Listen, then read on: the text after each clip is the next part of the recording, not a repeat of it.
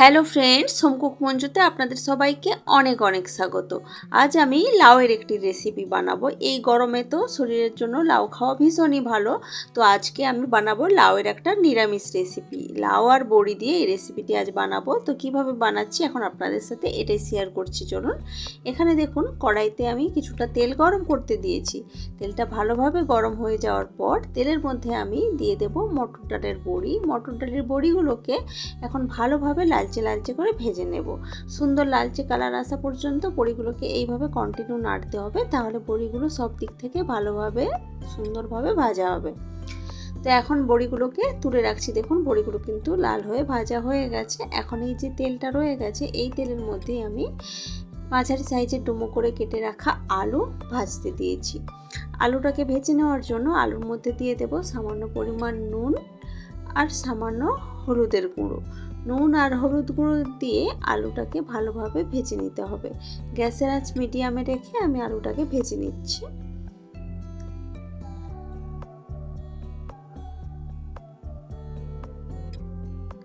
তো আলুটাও কিন্তু প্রায় ভাজা হয়ে গেছে, সুন্দর লালচে কালার ধরতে শুরু করেছে। এই রকম আলুর গায়ে হালকা হালকা যখন লালচে কালার ধরতে শুরু হবে, বুঝে নিতে হবে যে আলুটা ভাজা হয়ে গেছে। এখন আমি আলুটাকে কড়াই থেকে তুলে রাখবো।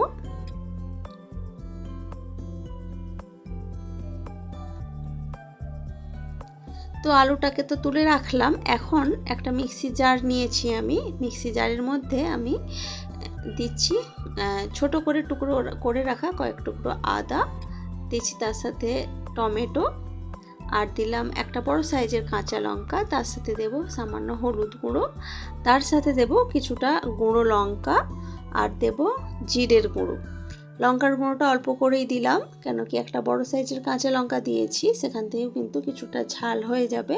তো সেই বুঝে কিন্তু গুঁড়ো লঙ্কাটা ব্যবহার করলাম। এখন মিক্সি জারটাকে ভালোভাবে ঘুরিয়ে নিয়েছি মিক্সিতে। তো দেখুন একটা সুন্দর পেস্ট তৈরি হয়ে গেছে মশলার। এই মশলার পেস্টটাই কিন্তু আমি রান্নাতে ব্যবহার করব। এখন কড়াইতে কিছুটা তেল গরম করতে দিয়েছি। তেলটা গরম হয়ে যাওয়ার পর একটা শুকনো লঙ্কা, একটা তেজপাতা আর কিছুটা কালো জিরে আমি এখানে দিচ্ছি ফোড়ন হিসেবে। এই ফোড়নটা থেকে সুন্দর একটা গন্ধ বের হতে শুরু করলে আমি যে মশলাটাকে বেটে রাখলাম এখন আদা, কাঁচা লঙ্কা, টমেটো আর জিরে গুঁড়ো, হলুদ গুঁড়ো, লঙ্কা গুঁড়ো দিয়ে সেই মশলাটা পুরোটাই এখানে আমি দিয়ে দিলাম। এখন এই মশলাটাকে একটু টাইম নিয়ে ভালোভাবে কষিয়ে নিতে হবে।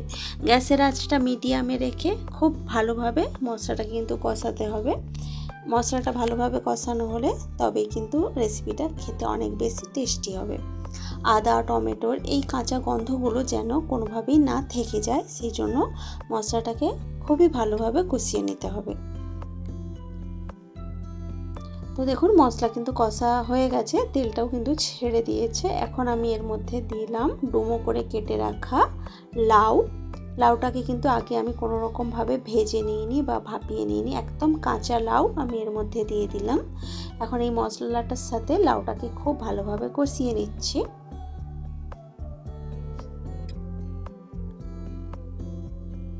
কিছুক্ষণ এইভাবে নেড়ে চেড়ে লাউটাকে ভালোভাবে কষিয়ে নিলাম। এখন আমি এর মধ্যে দিয়ে দেব কিছুটা নুন, স্বাদ মতো নুন আমি দিয়ে দিচ্ছি। আর নুনটা দেওয়ার ফলে লাউটা জল ছাড়তে শুরু করে দেবে, সেই জলেই ভালোভাবে কষিয়ে নিতে হবে লাউটাকে। তো কিছুক্ষণ এইভাবে কষিয়ে নিলাম। এখন আমি এর মধ্যে দিয়ে দেব ভেজে রাখা আলু, যে আলুটাকে প্রথমেই আমি নুন আর হলুদ দিয়ে ভেজে রেখেছিলাম ভালোভাবে, সেই আলুটাও এখন দিয়ে দিলাম। এখন আলু আর লাউটা খুব ভালোভাবে একসাথে মিশিয়ে নিচ্ছি এবং ভালোভাবে কষিয়ে নিচ্ছি।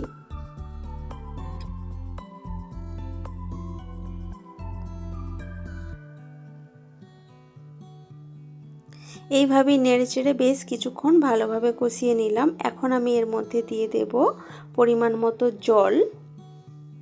একদম পাতলা ঝোল কিন্তু হবে না, লাউটার একটু গ্রেভি ভাব থাকবে, সেই মতো কিন্তু আমি জলটা দিলাম, কেন কি লাউটা সেদ্ধ হতে লাগবে কিছুটা জল। তো সেই বুঝে জলটা দিয়েছি। তার সাথে ভেজে রাখা বড়িগুলোও দিয়ে দিলাম, আর বড়িটাও কিন্তু অনেকটাই জল টেনে নেবে। বড়িটা দিয়ে একটু নাড়াচাড়া করে আমি ঢাকা দিয়ে দিলাম ভালোভাবে সেদ্ধ হওয়ার জন্য প্রায় 3 থেকে 4 মিনিট মতো। 3 থেকে 4 মিনিট মতো পর ঢাকা খুলে দিয়েছি, আর বড়িগুলো কিন্তু ভালোভাবে ফুলে গেছে ঝোলের মধ্যে। আর আলু আর লাউটাকে আমি একটু চেক করে নিচ্ছি সেদ্ধ হয়েছে কিনা। তো দেখলাম ভালোভাবে সেদ্ধ হয়ে গেছে। এখন আমি এর মধ্যে দিয়ে দিলাম সামান্য পরিমাণে চিনি। লাউয়ের রেসিপিতে একটু চিনি কিন্তু দিতেই হয়, তাহলে কিন্তু খেতে অনেক বেশি টেস্টি হয়। তো সামান্য পরিমাণে চিনি দিয়ে আবার আমি এটাকে ঢাকা দিয়ে দেব, যাতে চিনিটা ভালোভাবে গলে গিয়ে সমস্ত লাউ আলুর সাথে ভালোভাবে মিশে যায়। তো ঢাকা দিয়েছিলাম প্রায় 1 থেকে 1.5 মিনিট মতো। 1 থেকে 1.5 মিনিট মতো পর ঢাকা খুলে একটু নাড়াচাড়া করে কিন্তু আমি গ্যাসটা অফ করে দিয়েছি। আর এই মুহূর্তে কিন্তু আমাদের রেসিপি একদমই রেডি। দেখুন দেখতে কতটা সুন্দর হয়েছে, খেতে তো ভীষণই টেস্টি হয় এই লাউয়ের রেসিপিটি। লাউ অনেকে খেতে চান না, কিন্তু একটু এইভাবে বানিয়ে দেখবেন, যারা পছন্দ করেন না তারাও কিন্তু খুবই ভালোবেসে খাবে।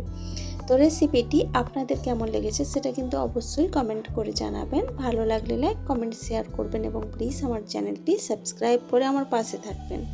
তো আজকের ভিডিওটা এ পর্যন্তই থাক। দেখা হচ্ছে অন্য কোনো দিন অন্য কোনো ভিডিওতে অন্য কোনো রেসিপির সাথে। তো আজকের মতো টাটা বাই বাই।